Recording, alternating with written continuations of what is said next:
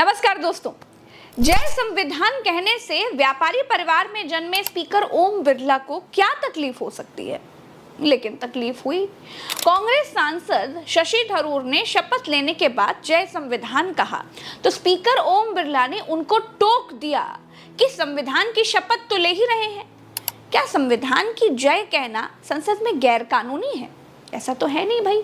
यही बात कांग्रेस सांसद दीपेंद्र हुड्डा ने कही कि संविधान की जय कहने पर आपको आपत्ति नहीं होनी चाहिए। इसके बाद स्पीकर ओम बिरला ने बेहद अपमानजनक तरीके से कहा कि किस पर आपत्ति हो किस पर नहीं, सलाह मत दिया करो, चलो बैठ जाओ चुपचाप। I, Shashi Tharoor, having been elected a member of the House of the People, do swear in the name of God that I will bear true faith and allegiance to the Constitution of India as by law established, that I will uphold the sovereignty and integrity of India, and that I will faithfully discharge the duty upon which I am about to enter. Jai Hind, Jai Samvidhan.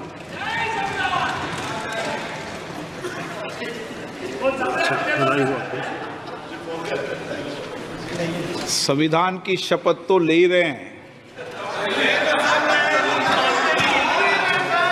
ये संविधान की शपथ है।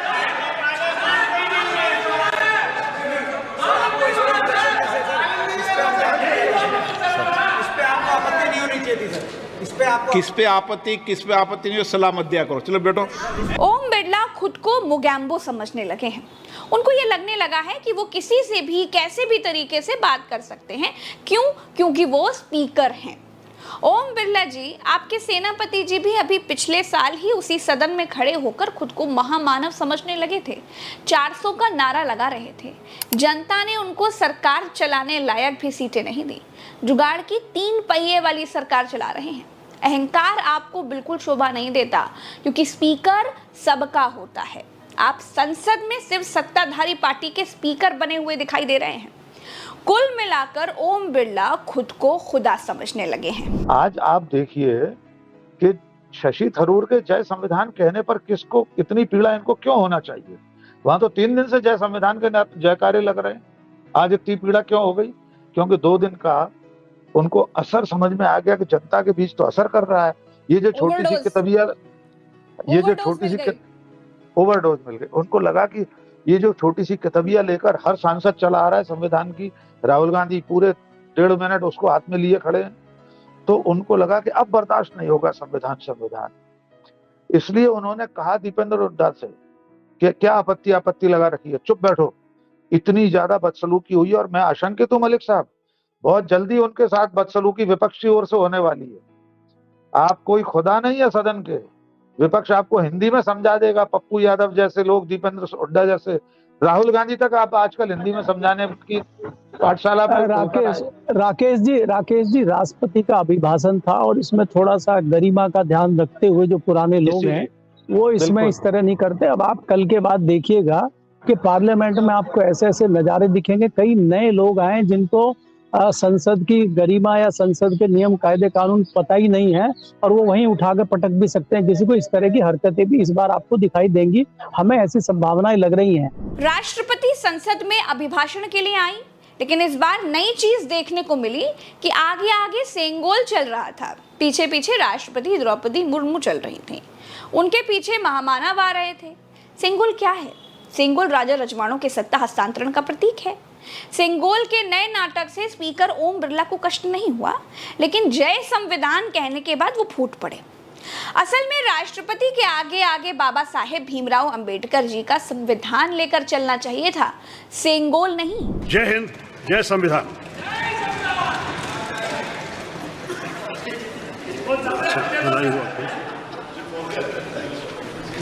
संविधान की शपथ तो ले ही रहे हैं, ये संविधान की शपथ है।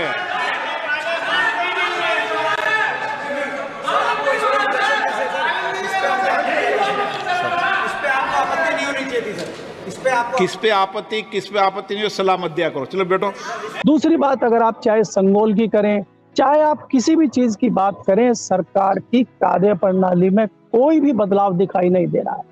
सरकार जो अपना एग्रेसिव पन दिखाना चाहती है वो उसमें पीछे नहीं हटना चाहती है। वो चाहती है कि जितने हम एग्रेसिव होंगे, जितना हम बढ़ चढ़ के चीजों को दिखाएंगे। आपने कल ही देखा होगा कि स्पीकर का व्यवहार किस प्रकार से बदल गया था और किस प्रकार से उन्होंने एक दो सांसदों को डांट के कहा था कि जब अध्यक्ष खड़े हो जाया करे तो आपको तुरंत बैठ जाना चाहिए और आने वाले 5 साल में मैं बार बार नहीं आपको समझाऊंगा।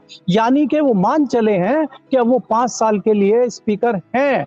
तो ये जो इनके अंदर कहीं ना कहीं चीज बैठ गई है कि अब हम आ गए हैं और अगले 5 साल रहेंगे।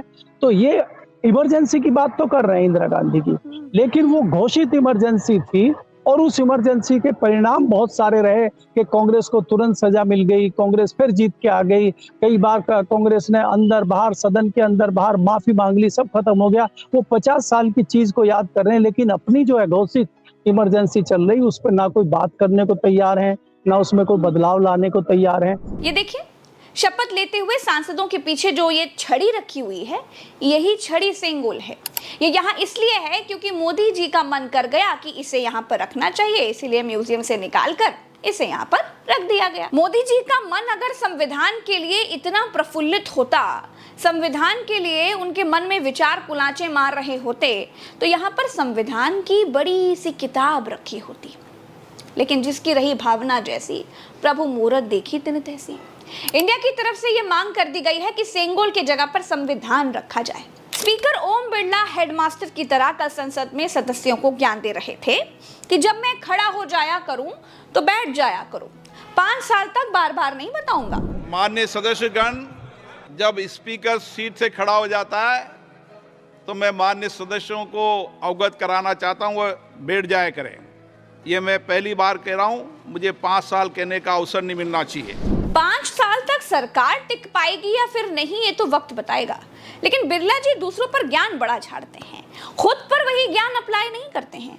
राष्ट्रगान हो रहा था, छपास के कीड़े ने ओम बिरला जी को ऐसा काटा कि चलते चलते राष्ट्रगान में आगे आकर खड़े हो गए। अरे भैया रुक जाते, राष्ट्रगान शुरू हो गया था तो पीछे ही खड़े रहते। एक फोटो और एक वीडियो कम बन जाता तो अखबार छपने से थोड़ी मना कर देता।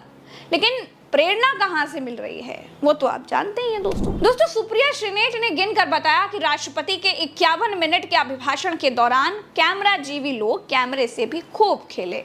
नरेंद्र मोदी 73 बार दिखाए गए, नेता प्रतिपक्ष राहुल गांधी 6 बार दिखाए गए। कुल मिलाकर सरकार 108 बार दिखाई गई और विपक्ष 18 बार दिखाया गया। ये है संसद के भीतर बिना भेदभाव वाला रवैया। कल सबने मिलकर ओम बिरला को जो नसीहतें दी थी वो उन्होंने एक कान से सुनी और दूसरे कान से निकाल दी। दोस्तों एक तरफ संसद में नरेंद्र मोदी जी की सरकार पहले ही सत्र में हिचकोले खा रही है, दूसरी तरफ बिहार में नीतीश और बीजेपी के बीच युद्ध चालू हो गया है। जी हाँ, बीजेपी की तरफ से अश्विनी चौबे ने बिल्कुल साफ कर दिया है कि बीजेपी बिहार में अपना मुख्यमंत्री चाहती है, अपनी सरकार चाहती है। एनडीए साथ रहे, उनके लिए बस यही काफी है कि भारतीय जनता पार्टी के नेतृत्व में एनडीए की सरकार बिहार में बननी चाहिए। हम पूर्ण बहुमत के साथ भारतीय जनता पार्टी अकेले अपने दम पर आए और एनडीए को भी, अपना सहयोगी दल को भी आगे बढ़ाए, ये हमारी मंशा है। एक बात बीजेपी ने बिल्कुल क्लियर कर दिया है कि बीजेपी बिहार में नीतीश कुमार को सीएम नहीं देखना चाहती। इस बार बिहार में साफ हो गया है कि बीजेपी बहुत ज्यादा समय तक नीतीश कुमार को ढोने के मूड में दिखाई नहीं दे रही है। बीजेपी को अगर बहुमत में आना है तो फिर 243 कुल सीटों में आधे से ज्यादा सीटों पर चुनाव लड़ना होगा। यानी नीतीश कुमार को विधानसभा चुनाव में 100 से भी कम सीटें लड़ने के लिए दी जा सकती हैं। बिहार में बहुमत के लिए 122 सीटों की जरूरत होती है और अगर ऐसा हुआ तो नीतीश कुमार चुनाव लड़ने से पहले ही हार जाएंगे। लेकिन क्या ये नीतीश कुमार को मंजूर होगा? नीतीश कुमार को बिहार ज्यादा प्यारा है या फिर दिल्ली में मोदी जी की सरकार? अब डिसीजन नीतीश कुमार को लेना है। ग्रह दशा बता रही है कि 3 पहियों के भरोसे चल रही मोदी की सरकार दिल्ली में बहुत जल्द डगमगा सकती है। ये नीतीश कुमार जी अगर बिहार छोड़ देंगे तो वो पकड़ेंगे क्या? केंद्र में उनको क्या लेना है? और वो केंद्र में अगर आप उनको प्रधानमंत्री भी बनाते हैं उसके बावजूद भी वो बिहार नहीं छोड़ेंगे, क्योंकि उनका मतलब है कि बिहार छोड़ा तो वो बाहर हो जाएंगे बिहार से। और केंद्र का पता नहीं है, भले ही वो इंडिया गठबंधन में प्रधानमंत्री बने लेकिन उसकी गारंटी थोड़ी है कि वो 5 साल रहेंगे। इंडिया गठबंधन भी टूट हो सकती है कल को, तो इसलिए हो सकता है कि इंडिया गठबंधन साल 6 महीने 2 साल रह जाए पीएम, लेकिन वो बिहार किसी हालत में नहीं छोड़ेंगे। और बिहार में नीतीश कुमार को इग्नोर करके कोई भी राजनीतिक दल वहां राजनीति नहीं कर सकता। भारतीय जनता पार्टी ने तमाम शाम दाम दंड भेद सब उठक पुठक करके देख लिया।